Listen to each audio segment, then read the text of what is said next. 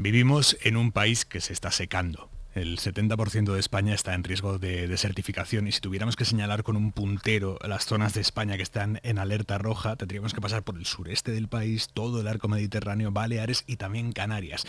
Así que es muy probable que usted a esta hora de la noche nos esté escuchando desde un lugar donde falta agua. ¿Lo podemos parar? Se lo vamos a preguntar a una de las personas que más sabe de agua en España. Gonzalo de la Cámara, muy buenas noches. ¿Qué tal? Buenas noches, Aymar. Es asesor internacional en gestión de recursos naturales, que traducido agua, océanos, calidad del aire, colabora con la Comisión Europea, con Naciones Unidas, la OCDE, el Banco Mundial.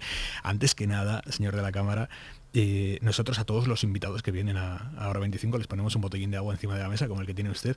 ¿Cuánta agua se ha gastado, se ha invertido en que nosotros podamos tener un botellín de agua aquí, encima de la mesa? Sí, en realidad es un consumo importante. Es muy importante que reflexionemos sobre el hecho de que la relación que tenemos con el agua es una relación fugaz.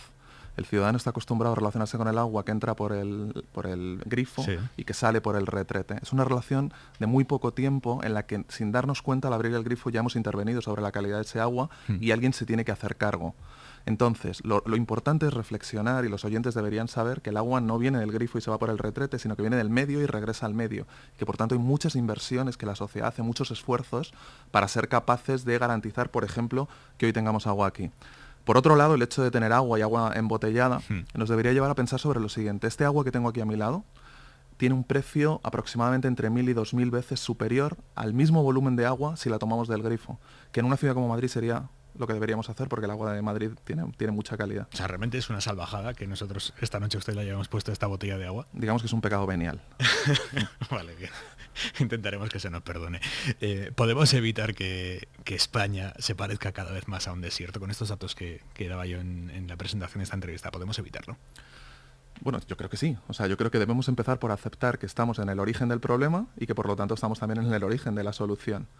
Lo que debemos es avanzar hacia eso. Debemos avanzar hacia encontrar soluciones, encontrar modelos adaptativos, entender que la adaptación al cambio climático y no solo la mitigación del cambio climático debe ser una prioridad generacional. A ver, explíqueme eso. Sí.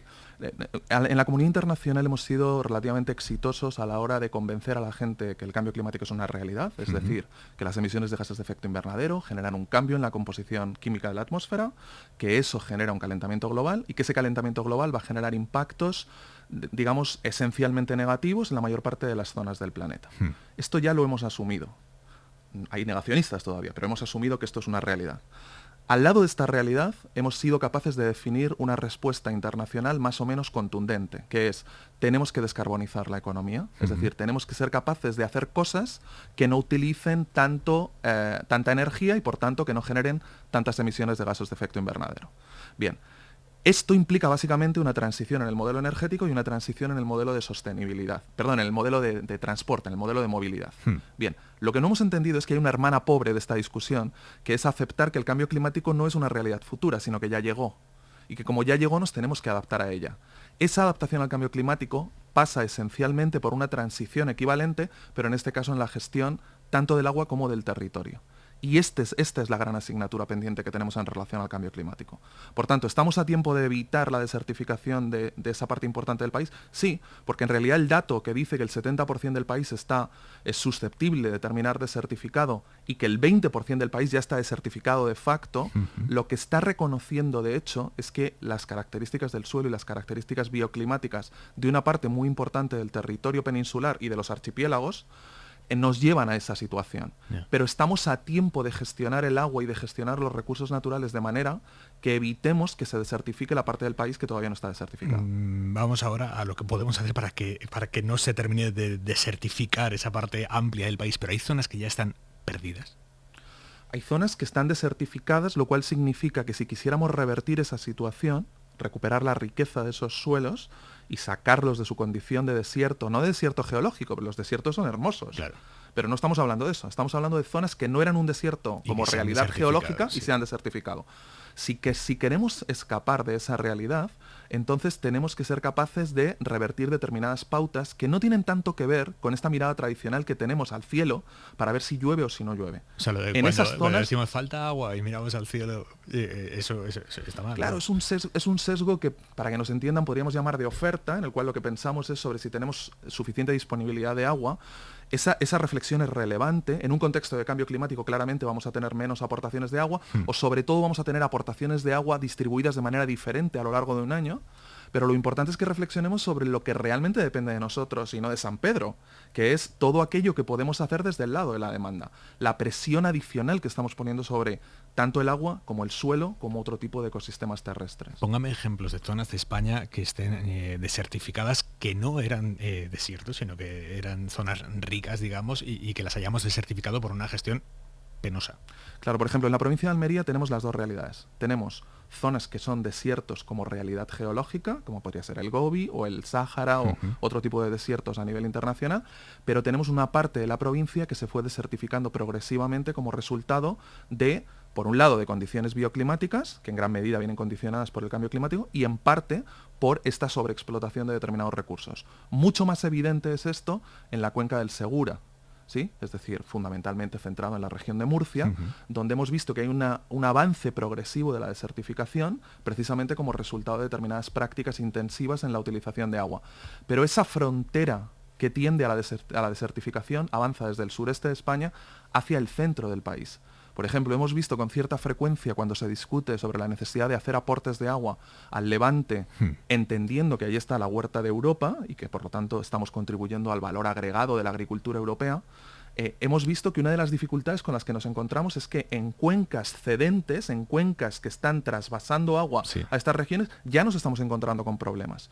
En el anterior ciclo de sequía en España, hace muy pocos años, nos encontramos con que zonas cerealísticas del centro del país, Zamora, Palencia, Valladolid, Salamanca, que tradicionalmente no habían tenido muchos problemas en este sentido, de repente ya empiezan a manifestar problemas y llevaron, por ejemplo, en un año concreto, a la pérdida del 70% de la producción cerealística en esa zona del país.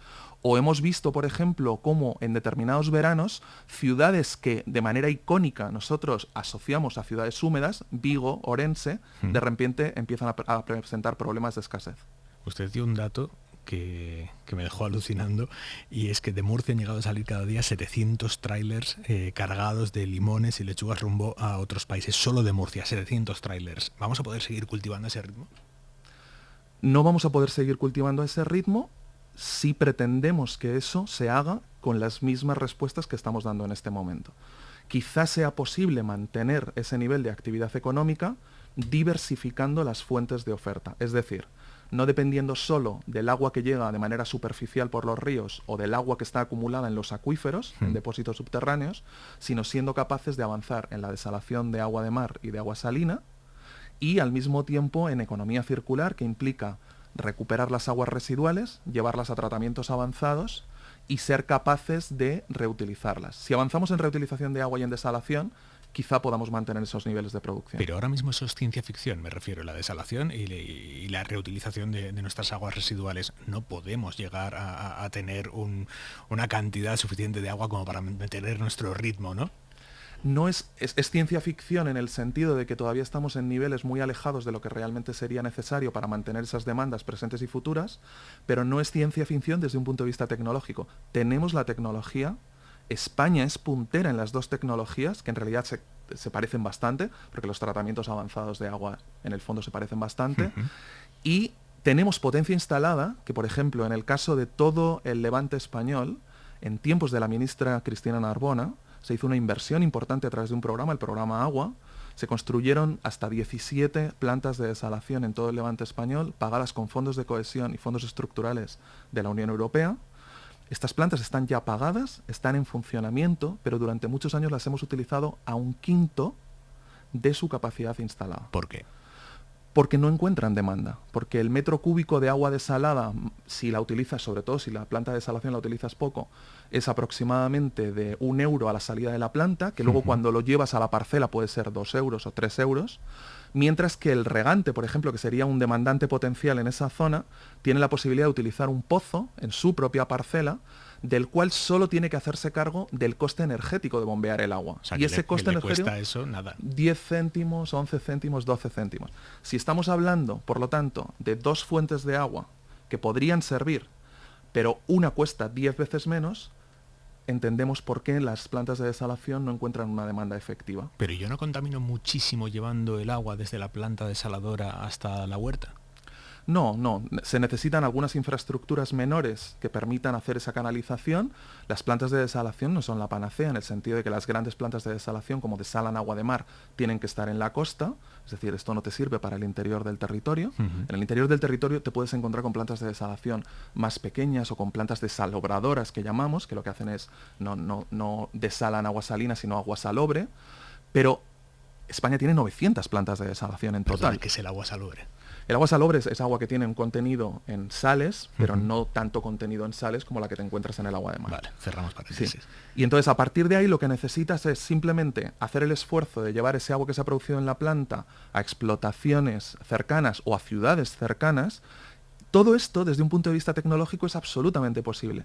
¿Cuál es el desafío? El desafío es un desafío de gobernanza, de aceptación de la complejidad, de que tenemos que rediseñar los incentivos, de que nadie va a ser capaz de encontrar una demanda efectiva para ese metro cúbico de agua desalada si cuesta 10 veces más que el agua subterránea que tú puedes extraer. Pero para que nos entiendan bien los oyentes, un dato en orden de magnitud, sin entrar en mucho detalle. Los acuíferos del sureste de España están más o menos sobreexplotados anualmente en 600 millones de metros cúbicos. Las plantas de desalación del Levante están infrautilizadas en más o menos 600 millones de metros cúbicos al año.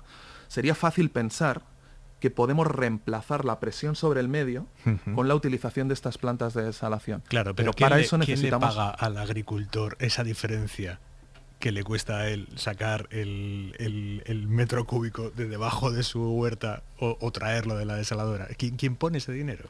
Como en tantos otros temas que discutes aquí cada noche, Aimar, tenemos un déficit en este país importante de debates maduros. La gestión del agua, entre otras cosas, la gestión de riesgos. Tendríamos que abrir el melón precisamente de tu pregunta. ¿Cómo somos capaces de gestionar el riesgo? Y en algunos casos, la respuesta a tu pregunta será: los habitantes urbanos, en grandes conurbaciones del litoral costero español, tendrán que hacer el esfuerzo de garantizar la seguridad alimentaria subsidiando la utilización de agua desalada por parte de... Es decir, tendremos que ser capaces de pagar más en las ciudades para que esto permita que se utilice el agua en determinadas comunidades de riego. Pero en otros lugares tendrá que ser al revés. Joder, pero qué melón, ¿eh? El que quiere Tremendo, abrir usted. Tremendo. Claro, pero es que nadie nos dijo que esto fuese a ser sencillo. Es que el cambio climático tampoco es una realidad sencilla. Este es quizá uno de los desafíos fundamentales que me gustaría compartir esta noche, que es la idea de cómo tenemos que ser capaces de aceptar. Lo hemos visto con la pandemia. La pandemia de repente nos mostró que todo nuestro esfuerzo en mitigar y en protegernos de la incertidumbre no tenía sentido, que lo que tenía sentido era aceptar que la incertidumbre llegó para quedarse y que por lo tanto tenemos que abrazarla. ¿Qué significa esto? Que tenemos que asumir el desafío, si quieres tan contracultural en este momento, de gestionar la complejidad. Y gestionar la complejidad en este caso significa que a lo mejor tenemos que dar discusiones sobre cuál es el diseño de las instituciones. A veces tenemos instituciones del siglo XIX para gestionar desafíos del siglo XXI. Por ejemplo, ¿en qué piensa? Estoy pensando, por ejemplo, cuando desde el Ministerio para la Transición Ecológica y el Reto Demográfico, a través de su Dirección General de Agua, se pretende entrar en determinados lugares y reasignar el agua. Simplemente reflexionar sobre quién está utilizando el agua y quién debería utilizarla pensando en el interés colectivo. Y ahí te encuentras con diputaciones peleándose pero no solo te ellas. encuentras con un mapa competencial muy complejo, te encuentras con que tienes derechos de uso y aprovechamiento del agua antiguos que tú tienes que proteger porque tenemos que garantizar la seguridad jurídica de esos derechos, pero eso tiene que ser compatible con vincular los intereses legítimos de un individuo, sea el que sea, un ciudadano en su casa, un regante, una central hidroeléctrica, una industria. Tenemos que ser capaces de alinear ese interés individual con objetivos que nos definimos de manera colectiva. Y este ejercicio, que no es solo válido para la gestión del agua o para la gestión de la emergencia climática, es válido para la política pública en general, no somos capaces de asumirlo. Porque entiendo que hay gente con muchísimo poder y al que intenta meter la mano se la cortan. Como siempre, en todos los contextos nos encontramos con estos grupos de poder, ¿no? Pero yo siempre he pensado que el desafío no está tanto en que un grupo de poder defienda intereses, siempre y cuando sea en el marco de la ley, defienda intereses que son legítimos. Es decir, a mí que una empresaria decida que quiere maximizar beneficios utilizando, entre otras cosas, agua, me parece que entra dentro de lo razonable. Lo que no me parece razonable es que desconectemos esa lógica de la consecución de objetivos para la sociedad en su conjunto.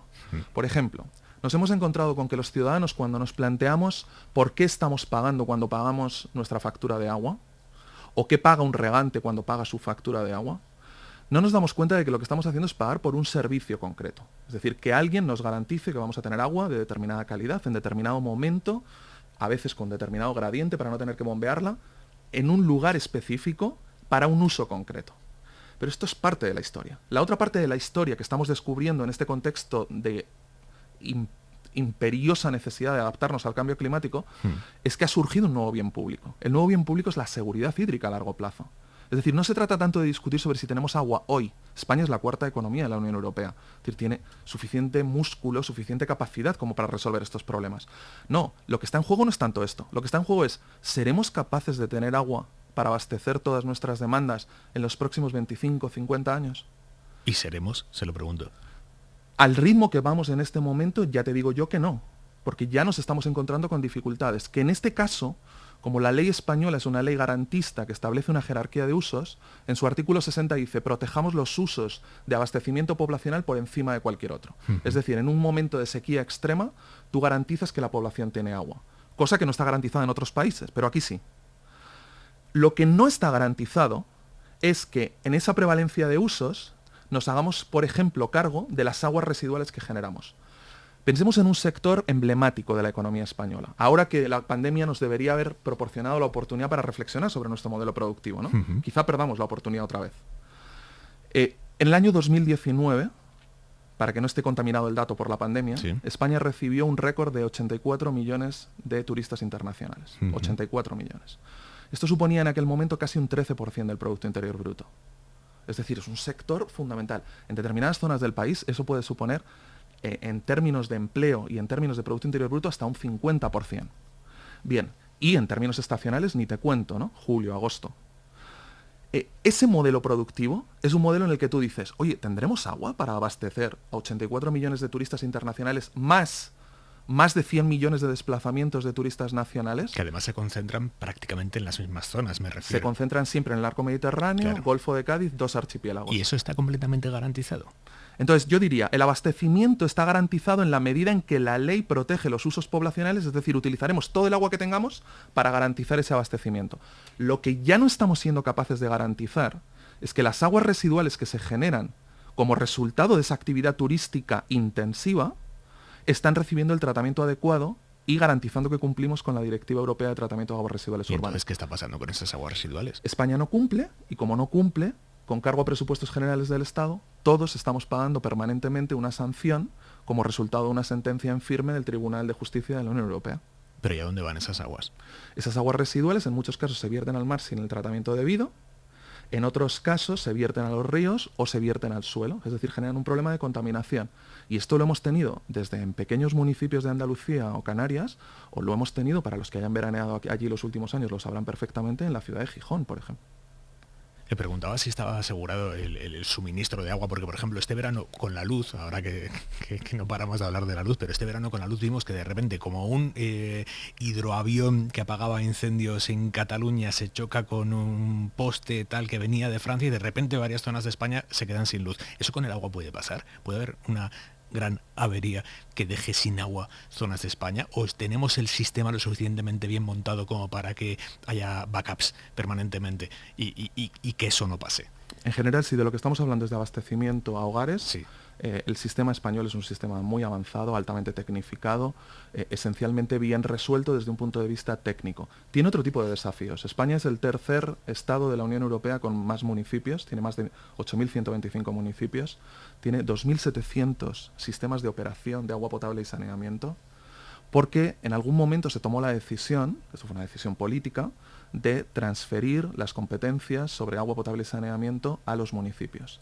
Como España tiene muchos municipios, la mayor parte de ellos son municipios de menos de 10.000 habitantes, hay muchos de ellos que no tienen capacidad efectiva, ni financiera, ni en términos de recursos humanos, para prestar estos servicios de una manera eficaz, eficiente, equitativa. ¿Qué nos hemos encontrado? Nos hemos encontrado que los modelos que mejor funcionan a nivel nacional son modelos donde alguien tiene la idea de aumentar la escala, es decir, de que prestemos el servicio no a un municipio individual, sino a varios municipios en su conjunto. Estoy pensando, por ejemplo, en el Consorcio de Aguas de Vizcaya, ¿no? Donde se agrupan se mancomunen para prestar el servicio. Y cuando lo prestas a esa escala, aprovechas determinadas ventajas técnicas que te permiten resolver este tipo de ineficiencias. Pero no me preocupa eso tanto. Sí me preocupa mucho el tema de la gestión de las aguas residuales, o sí me preocupa reflexionar sobre el hecho de que las redes que tenemos instaladas, redes de alcantarillado y redes de suministro, no se están reemplazando, están envejeciendo, son redes que se instalaron en España hace 30, 40, 50 años, están llegando al final de su vida útil y no estamos haciendo una inversión suficientemente importante en reponerlas. O sea que tenemos el subsuelo hecho unos torros. Bueno, las redes de alcantarillado de muchas ciudades están en mal estado. ¿Algún ejemplo claro? Sí, tenemos redes de alcantarillado en mal estado. Para que te hagas una idea, en este momento se están reponiendo anualmente el 0,3% de las redes de alcantarillado. Esto significaría, haciendo matemáticas más o menos sencillas, que necesitaríamos 300 años para reponer todas. No da, porque la mayor parte de estas redes, por el tipo de material que utilizan, son redes que tienen una vida útil de 30, 40, 50 años. Ese déficit de inversión es un déficit fundamental. Y antes has puesto un ejemplo en relación a toda la crisis del mercado mayorista eléctrico, que es muy interesante, pero hay otro en el cual habréis escuchado, y yo creo que incluso habéis tenido en algún momento en esta casa a la vicepresidenta Teresa Rivera, ¿no? Como ministra para la Transición Ecológica y el Reto Demográfico. Y ella decía, me parece escandaloso que haya operadores eléctricos que operan centrales hidroeléctricas en el centro del país y que, aprovechando esta coyuntura alcista en el mercado mayorista de electricidad, hayan desembalsado hasta el 70% del agua de un embalse. Abren la compuerta y a vivir. Efectivamente. ¿Por qué? Porque en este momento hay incentivos para turbinar agua y obtener un mayor rendimiento de esa actividad. Pero se va a cambiar la ley para intentar acotar eso. Efectivamente, pero sobre todo lo que es importante es que entendamos que cuando estamos discutiendo sobre este tipo de cuestiones, desde luego cuando estamos discutiendo de cambio climático, una de las cosas que vemos es que las costuras de todo nuestro sistema institucional y de todo nuestro mapa competencial saltan por los aires. No estoy hablando de algo, es decir, de algo que yo esté proponiendo, ¿sí? No es una propuesta reformista. Lo que estoy diciendo es que saltan de facto por el aire. ¿Por qué?